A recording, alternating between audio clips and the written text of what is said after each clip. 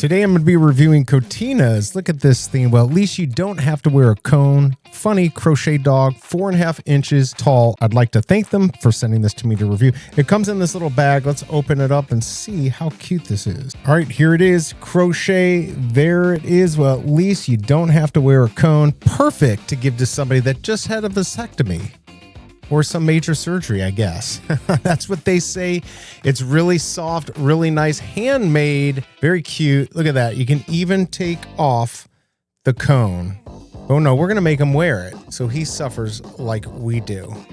That's actually really cute. Perfect little funny gift for somebody who just had a major surgery, like I said. This is an Amazon choice, 4.7 stars. Last month, 300 plus of these were bought. It looks like people are keeping these. It actually specifically says people usually keep this. So I think what a cute little gift you can get here from Cotinna. I hope this review helps, and I'll see you next time.